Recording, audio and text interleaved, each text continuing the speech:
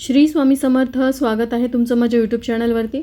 आजचा दिवस तुम्हाला खूप छान सुखाचा समाधानाचा जाऊ देत, हीच मी स्वामींच्या चरणी प्रार्थना करते आणि आजच्या या नवीन व्हिडिओला सुरुवात करते. श्रावण महिन्यातील कृष्ण पक्षातील अष्टमी तिथीला जन्माष्टमीचा सण साजरा केला जातो. ही परंपरा अनेक वर्षापासून सुरू आहे. श्रावण महिन्यातील कृष्ण पक्षातील अष्टमीला रोहिणी नक्षत्रात भगवान श्रीकृष्णांचा जन्म झाला होता असे म्हटले जाते. यंदा 26 ऑगस्ट 2024 सोमवारी श्रीकृष्ण जन्माष्टमीचा सण साजरा केला जाणार आहे. जन्माष्टमीच्या दिवशी व्रत केल्याने मनुष्याला शाश्वत पुण्य प्राप्त होते आणि भगवान श्रीकृष्णांच्या आशीर्वादाने सुख आणि समृद्धी प्राप्त होते. आज या व्हिडिओमध्ये श्रीकृष्ण जन्माष्टमी कशी साजरी करावी, संपूर्ण पूजाविधी सोबतच या पूजेदरम्यान तुम्हाला कोणत्या अशा स्तोत्रमंत्राचं पठण करायचं आहे, कोणत्या सेवा करायच्या आहे, पूजेचा शुभमुहूर्त कोणता आहे, बाळकृष्णांना नैवेद्य कोणता अर्पण करायचा, पाळणा हलवत असताना कोणत्या अशा प्रभावी मंत्राचं पठण करायचं आहे, दुसऱ्या दिवशी या पूजेची उत्तर पूजा कशी करावी, ही संपूर्ण माहिती मी आजच्या व्हिडिओमध्ये शेअर करणार आहे. त्यामुळे व्हिडिओ स्किप न करता शेवटपर्यंत बघा. चॅनलवर पहिल्यांदा आला असाल तर नक्की सबस्क्राईब करा आणि असेच नवनवीन माहितीपूर्ण व्हिडिओ बघण्यासाठी बेल आयकॉनलाही क्लिक करा. त्यामुळे जेव्हाही मी नवीन व्हिडिओ अपलोड करेल तेव्हा त्याचं नोटिफिकेशन सर्वात आधी तुम्हाला मिळेल आणि तुम्ही एक पण व्हिडिओ मिस करणार नाही. धर्मग्रंथानुसार भगवान विष्णूंनी द्वापार युगामध्ये अष्टमी तिथी आणि रोहिणी नक्षत्रावर श्रीकृष्णांच्या रूपामध्ये 8वा अवतार घेतला. यावेळी ही शुभतिथी सोमवार 26 ऑगस्ट 2024 रोजी आहे. भगवान श्रीकृष्णांचा जन्म मथुरेतील वासुदेव आणि देवकी यांचा 8वा मुलगा म्हणून झाला होता. असे म्हटले जाते की या दिवशी जी व्यक्ती उपवास आणि विधीपूर्वक पूजा करते तिच्या आयुष्यातील सर्व संकटे दूर होतात आणि जीवनामध्ये सुख समृद्धी नांदते. कृष्ण जन्माष्टमीचा उपवास आपल्याला 26 ऑगस्ट 2024 वार सोमवारी पकडायचा आहे. जरी श्रावण सोमवार असला तरी कृष्ण जन्माष्टमीचं हे व्रत आपल्याला सोमवारीच करायचं आहे. कृष्ण जन्माष्टमीची संपूर्ण पूजाविधी बघूयात. तर सगळ्यात आधी आपल्याला देवघरासमोर एक चौरंग ठेवायचा आहे. चौरंगावरती आपल्याला एक लाल रंगाचं किंवा पिवळ्या रंगाचं वस्त्र अंथरायचं आहे आणि सगळ्यात आधी आपल्याला दीप प्रज्वलित करायचा आहे. कोणत्याही सेवेची पूजेची सुरुवात ही दिव्याच्या साक्षीने होते, म्हणून दिव्याचं पूजन करून मग आपल्याला ह्या पूजेला सुरुवात करायची आहे. दिव्याला देखील धूप वगैरे ओवाळून घ्यायचं आणि अशा प्रकारे पूजा करून झाल्यानंतर मग दुसरी पूजा जी असते ती म्हणजे श्री गणेशांचं पूजन आपल्याला करायचं आहे. तर गणेशांची मूर्ती तुमच्या देव्हाऱ्यातील तुम्ही घेऊ शकता किंवा तुम्ही सुपारी स्वरूप गणपतींना देखील या पूजेसाठी घेऊ शकता. तर मी इथे मूर्ती घेतलेली आहे. तर एक ताम्हण घ्यायचं, ताम्हणामध्ये मूर्ती किंवा सुपारी ठेवायची आणि सगळ्यात आधी ओम गण गणपती नमः या मंत्राचा जप करत 3 वेळा पाण्याने 3 वेळा पंचामृताने असा गणपतींवरती अभिषेक करायचा आहे. अभिषेक करून झाल्यानंतर तुम्हाला 2 जोड विड्याची पानं घ्यायची आहेत. त्यावरती थोड्याशा अक्षता ठेवायच्या. विड्याची पानं नसतील तर खाली अक्षता ठेवून त्यावरती गणपतींची मूर्ती किंवा सुपारी स्वरूप गणपतींना तुम्हाला स्थापन करायचं आहे. श्री गणेशांचं तुम्हाला पंचोपचारे पूजन करायचं आहे, ज्यामध्ये गणेशांना तुम्हाला गंध, अक्षदा, लाल रंगाचं जास्वंदाचं फूल, तुमच्याकडे दुर्वा असतील तर दुर्वा अर्पण करायच्या आहेत आणि धूप दीप ओवाळून घ्यायचा. बाप्पांना तुम्हाला गुळ खोबऱ्याचा किंवा साखरेचा नैवेद्य अर्पण करायचा आहे. गणपती बाप्पांचं पूजन करून झाल्यानंतर मग तुम्हाला बाळकृष्णांच्या पूजेला सुरुवात करायची आहे. त्यासाठी तुम्हाला एक काकडी घ्यायची आहे. काकडी मधोमध अशी कापून घ्यायची आहे. मधला भाग तुम्हाला पूर्ण गर जो आहे काकडीच्या आतमधला तो काढून घ्यायचा आणि मध्ये तुम्हाला कापूस ठेवायचा आहे. आता अशा प्रकारे बऱ्याच ठिकाणी पूजा करतात, म्हणजेच काकडी म्हणजे गर्भाशय आणि गर्भाशयामध्ये आपल्या देव्हाऱ्यात असलेल्या बाळकृष्णांची मूर्ती पूजा मुहूर्तापर्यंत ठेवतात. यंदा कृष्ण जन्माष्टमी पूजेची वेळ ही मध्यरात्री 12 ते 12:45 पर्यंत असणार आहे. त्याआधी बाळकृष्णांना तुम्हाला अशा प्रकारे काकडीच्या मध्ये ठेवायचे आहे. वरती आपण काकडीचा जो भाग कापून घेतलेला आहे तो ठेवायचा आणि तुम्हाला ही पूजा मांडणी सकाळी मांडता येईल किंवा तुम्ही 11:30 वाजता अशा प्रकारे पूजा मांडणी करून ठेवू शकता आणि बरोबर 12 वाजता तुम्हाला श्रीकृष्णांच्या पूजेला सुरुवात करायची आहे. तुमच्याकडे जर पूर्वीपासून श्रीकृष्ण जन्माष्टमीचा सोहळा साजरा केला जात नसेल तरी देखील तुम्ही जेव्हापासून हा व्हिडिओ बघताय तेव्हा तुमची इच्छा झाली तर तुम्ही नक्कीच हा सोहळा साजरा करू शकता. यामुळे तुमचं काहीही वाईट होणार नाही, उलट तुमच्या घरामध्ये सुख समृद्धीच येणार आहे. बऱ्याच ठिकाणी ही जी काकडी आहे ती दिवसभर देवघरामध्ये ठेवतात आणि 12 वाजता पूजा मांडणी करून मग ही काकडी या पूजेमध्ये ठेवली जाते. असंही तुम्ही करू शकता किंवा तुम्ही 11:30ला पूजा मांडणी सांगितल्याप्रमाणे करून घ्यायची आहे आणि बरोबर 12 वाजता तुम्हाला एक पाळणा तुमच्या घरामध्ये असेल तर तो पाळणा ठेवायचा आहे पाळणा नसेल तर तुम्ही छोटासा एक पाळणा तयार करू शकता किंवा तुम्ही सिंहासनाचा वापर करू शकता. पण श्रीकृष्ण जन्माष्टमीच्या दिवशी पाळणा अतिशय महत्त्वाचा आहे. असे पाळणे तुम्हाला बाजारामध्ये सहज मिळून जातील. तर पाळण्याशिवाय श्रीकृष्ण जन्माष्टमी अपूर्ण आहे, कारण आपल्याला जन्मोत्सव साजरा करायचा आहे. त्यासाठी पाळणा हा अतिशय महत्त्वाचा आहे. बरोबर या काकडीमध्ये ठेवलेले बाळकृष्ण तुम्हाला 12 वाजता बाहेर काढायचे आहेत. सांगितल्याप्रमाणे पूजेचा शुभ मुहूर्त जो आहे तो मध्यरात्री 12 ते 12:45 पर्यंत असणार आहे. याच दरम्यान आपल्याला पूजाविधी, संपूर्ण सेवा करायच्या आहेत. त्यासाठी आपल्याला 12 वाजता बाळकृष्णांची मूर्ती अशा प्रकारे काढून घ्यायची आहे. आता जर तुमच्याकडे असं काकडीमध्ये बाळकृष्णांना ठेवत नसतील तर तुम्ही तुमच्या प्रथेनुसार, परंपरेनुसार बाळकृष्णांच्या मूर्तीला पूजेमध्ये ठेवू शकता. आता आपल्याला बाळकृष्णांच्या मूर्तीवरती अभिषेक करायचा आहे. सगळ्यात महत्त्वाचं म्हणजे ज्यांना संतान प्राप्ती होत नाही त्यांनी ही पूजाविधी जोडीने करावी. त्यांना संतान प्राप्तीचे योग जुळून येतील एवढी ही प्रभावी सेवा आहे. तर पहा, त्यासाठी आपल्याला एक ताम्हण घ्यायचं आहे. ताम्हणामध्ये फुलांच्या पाकळ्या टाकायच्या, त्यामध्ये बाळकृष्णांची मूर्ती ठेवायची. आता या मूर्तीवरती आपल्याला अभिषेक करायचा आहे. अभिषेक करत असताना आपल्याला सगळ्यात आधी पुरुष सूक्तचं पठण करायचं आहे. पुरुष सूक्त, त्यानंतर तुम्हाला श्री सूक्ताचं पठण करायचं आहे. हे दोन्ही स्तोत्र नित्य सेवा स्तोत्र मंत्र या पोथीमध्ये दिलेले आहेत. जर तुम्हाला पठण करणं शक्य नसेल तर तुम्ही श्रवण करत हा अभिषेक करू शकता. तुमच्या घरामध्ये शंख असेल तर शंखाच्या साह्याने अशा प्रकारे तुम्ही पुरुष सूक्त आणि श्री सूक्त म्हणत अभिषेक करायचा आहे. आणि ज्यांना पुरुष सूक्त किंवा श्री सूक्त पठण करता येत नसेल त्यांनी सरळ ओम नमो भगवते वासुदेवाय नमः या मंत्राचा जप करायचा आहे आणि तुम्हाला अशा प्रकारे शंखाने अभिषेक करायचा आहे. सगळ्यात आधी जलाभिषेक करून घ्यायचा. त्यानंतर तुम्ही पंचामृत घेऊ शकता. पंचामृतामध्ये तुम्हाला दूध, दही, मध, साखर आणि तूप या 5 वस्तूंचा वापर करायचा आहे. पंचामृत भगवान श्रीकृष्णांना अतिशय प्रिय मानलं जातं. त्यांची पूजा ही पंचामृताशिवाय अपूर्ण आहे. पंचामृत नसेल तर तुम्ही दुधाचा वापर करू शकता. बघा, दूध, दही, लोणी असेल हे बाळकृष्णांना तसंही खूप प्रिय आहे. ज्यांना खूप वर्षापासून मूलबाळ होत नाही त्यांनी जोडीने अभिषेक केल्यानंतर अभिषेकाचं जे तीर्थ आहे ते दोघांनी मिळून पिऊन घ्यायचं आहे. यामुळे तुम्हाला संतान प्राप्तीचे योग जुळून येऊ शकतात. त्यानंतर बाळकृष्णांच्या मूर्तीला तुम्हाला स्वच्छ पुसून घ्यायचं आहे. बाळकृष्णांसाठी तुम्ही नवीन अलंकार आणले असतील, बासरी आणली असेल, मुकुट आणला असेल तर ते अलंकार तुम्ही अर्पण करायचे आहेत. पण त्याआधी तुम्हाला बाळकृष्णांना अत्तर लावायचं आहे. अत्तर लावण्यासाठी तुम्ही फुलांचा वापर करू शकता किंवा तुम्ही कापसाचा छोटासा तुकडा घेऊ शकता आणि त्याने तुम्ही अत्तर जे आहे ते बाळकृष्णांना लावून घ्यायचं आहे. त्यानंतर बाळकृष्णांसाठी आणलेले अलंकार वगैरे त्यांना तुम्हाला घालायचे आहेत. आता माझी बाळकृष्णांची मूर्ती ही खूप छोटी आहे. फार काही अलंकार मला घालता येत नाहीत. ही लग्नातली आहे त्यामुळे मी काही हिला बदललेलं नाही. अतिशय भरीव अशी मूर्ती आहे.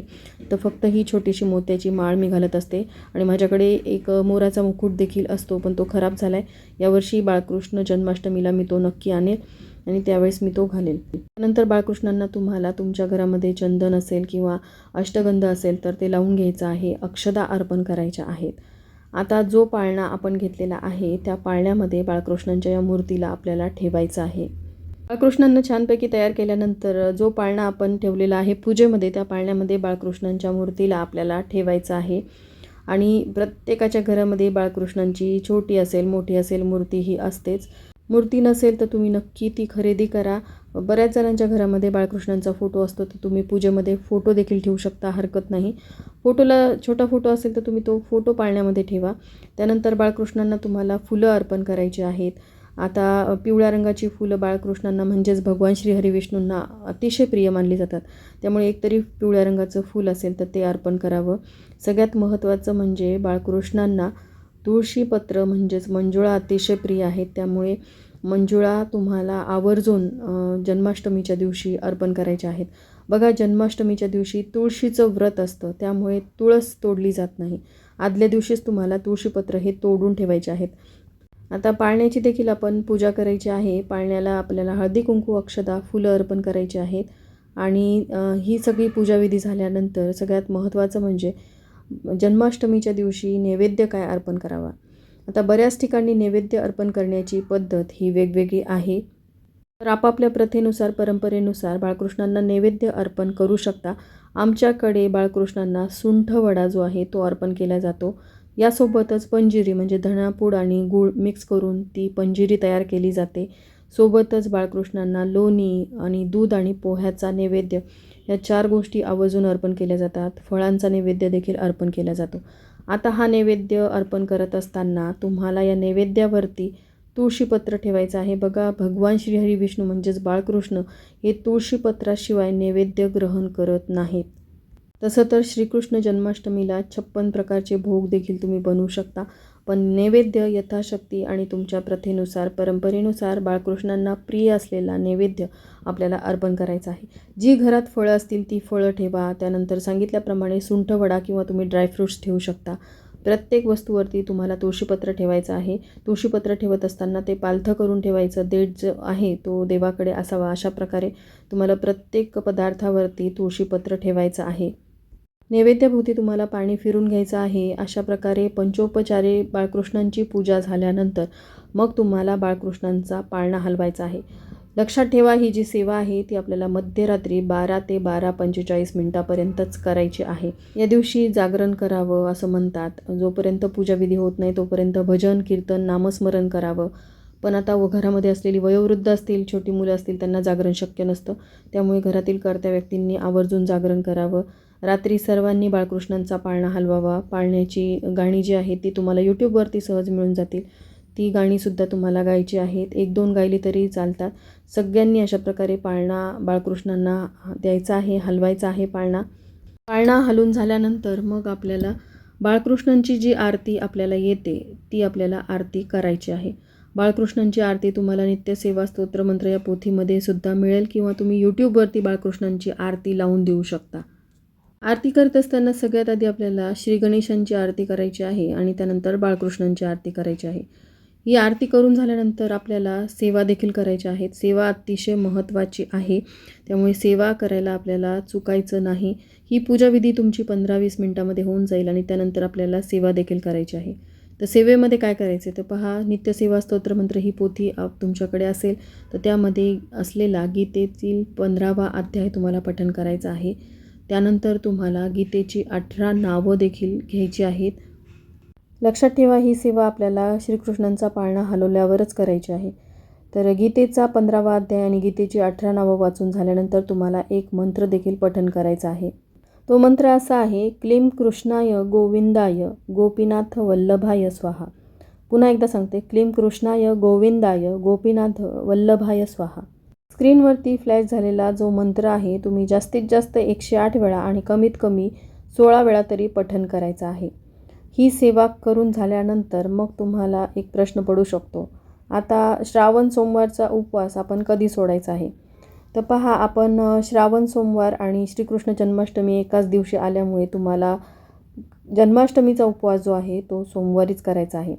आता तुम्हाला हा जो उपवास आहे तो त्या रात्री म्हणजेच मध्यरात्री तुमची ही सगळी सेवा झाल्यानंतर जोही नैवेद्य आपण बाळकृष्णांना अर्पण केलेला आहे त्या नैवेद्यामधलं तुम्ही पंजिरी खाऊ शकता, तुम्ही जे दही पोहे आहेत ते खाऊ शकता आणि तुमचा उपवास सोडू शकता.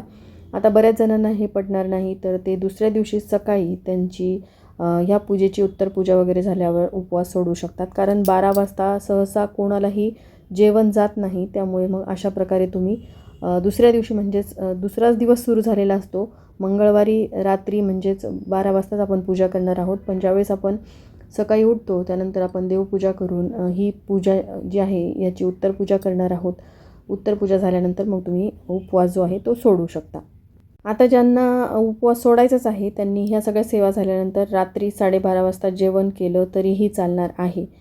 आता ज्यांना हे व्रत करणं शक्य नाही, उपवास करणं शक्य नाही, झेपत नाही, तब्येतीच्या काही समस्या आहेत त्यामुळे हे व्रत करणं शक्य नाही, उपवास करणं शक्य नाही, अशा सर्वांनी उपवास नाही केला तरी चालेल. पण अशा कोणत्या चुका आहेत किंवा ज्या काही गोष्टी आहेत त्या टाळायच्या आहेत, त्या कोणत्या आहेत यावरचा एक सेपरेट व्हिडिओ मी उद्या शेअर करणार आहे. आता सगळ्यात महत्त्वाचं म्हणजे ह्या पूजेची उत्तर पूजा तुम्हाला कशा प्रकारे करायची आहे. पहा, सोमवारी आपण श्रीकृष्ण जन्माष्टमीचा उपवास करणार आहोत. मध्यरात्री मंगळवार सुरू होणार आहे. मंगळवारी गोपाळकाला म्हणजेच दहीहंडी साजरी केली जाते. आता दुसऱ्या दिवशी तुम्ही काय करायचं आहे की सकाळी उठल्यानंतर आंघोळ वगैरे झाली की देवपूजेच्या आधीच तुम्हाला ही पूजा मांडणी जी आहे हिची उत्तर पूजा करून घ्यावी लागणार आहे. कारण देवघरासमोरच तुम्ही ही पूजा मांडणी केलेली असेल तर तुम्हाला ही पूजा उचलूनच मग देवपूजा करता येईल. तुम्ही साईडला मांडली असेल तर तुम्ही आधी देवपूजा करू शकता आणि त्यानंतर या पूजेची उत्तर पूजा करू शकता. तर उत्तर पूजा करण्यासाठी काय करायचं की फक्त तुमच्या ह्या पूजेमध्ये असलेला दिवा सुरू असला पाहिजे. नसेल तर तुम्ही तो सुरू करायचा आहे. त्यानंतर ह्या संपूर्ण पूजा विधीवरती तुम्हाला अक्षता अर्पण करायच्या आहेत. पण त्याआधी बाळकृष्णांच्या मूर्तीला तुम्हाला हातात घ्यायचं आहे. त्यानंतर संपूर्ण पूजेवरती तुम्हाला अक्षता अर्पण करायच्या. त्यानंतर सगळी पूजा जी आहे ती तुम्हाला उचलून घ्यायची आहे. बाळकृष्णांच्या मूर्तीला तुम्हाला देव्हाऱ्यात ठेवायचं आहे. श्री गणेशांची मूर्ती जी आपण या पूजेमध्ये घेतली होती ती देखील आपल्याला देव्हाऱ्यात ठेवायची आणि जो नैवेद्य आहे तो सांगितल्याप्रमाणे संपूर्ण कुटुंबातील सदस्यांनी मिळून खायचा. अगदी आजूबाजूच्या लोकांना देखील हा नैवेद्य तुम्ही देऊ शकता प्रसादास्वरूप. आणि या पूजेमध्ये ठेवलेला प्रसाद जो आहे तो प्रत्येकाला वाटप करावा असं म्हणतात. तर अशा प्रकारे तुम्हाला या पूजेची उत्तर पूजा करायची आहे दुसऱ्या दिवशी सकाळी. किंवा तुम्ही दहीहंडी गोपाळकाला करत असाल तर ती सेवा म्हणजे ती पूजाविधी करून मग तुम्ही या पूजेची उत्तर पूजा करू शकता. तर चला, झालेली सेवा मी श्रीकृष्णांच्या चरणी अर्पण करते. इथेच व्हिडिओ एंड करते. व्हिडिओ आवडला असेल, हेल्पफुल वाटला असेल तर लाईक, शेअर, सबस्क्राईब करा. श्री स्वामी समर्थ.